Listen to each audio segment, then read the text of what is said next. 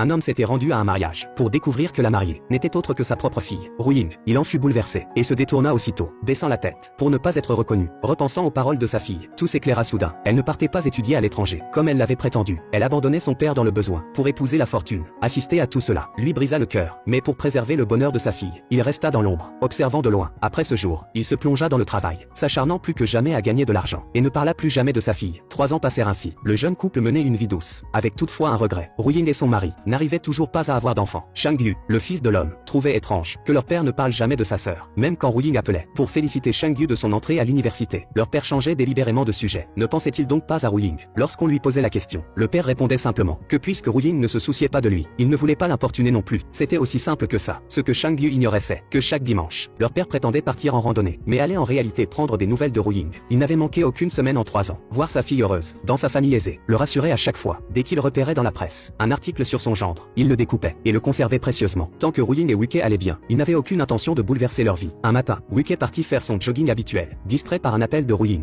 Il ne vit pas une voiture foncer sur lui. Au moment critique, le père qui se trouvait là en visite chez sa fille, le poussa hors de danger, lui sauvant la vie, mais s'effondrant lui-même inconscient. À son réveil, le père se retrouva dans un lit d'hôpital. Une infirmière vint enregistrer ses informations, mais juste après avoir donné son adresse, il aperçut son gendre Wei. Pour protéger son identité, il s'esquiva, pendant que l'infirmière l'emmenait faire des examens. Pendant ce temps, Ru Ying s'était précipité à l'hôpital en apprenant la nouvelle. Père et fille se croisèrent, sans s'en rendre compte, soulagés de trouver Wei indemne. Le seul regret de Ru Ying était de ne pouvoir remercier son sauveur en personne. Madame Zhang ne comprenait pas pourquoi quelqu'un sauverait une personne pour disparaître aussitôt sans un mot. Monsieur Zhang estimait également que leur fils devait remercier comme il se doit l'homme qui lui avait sauvé la vie. La perspicace Ru Ying réalisa que l'hôpital devait avoir les coordonnées de cet homme. Wei trouva l'idée sensée et obtint rapidement l'adresse du père dans les dossiers de l'hôpital. Pendant ce temps, le père avait perdu son emploi de déménageur à cause de son poignet blessé. Alors qu'il ne savait plus quoi faire, son gendre se présenta à sa porte de façon inattendue.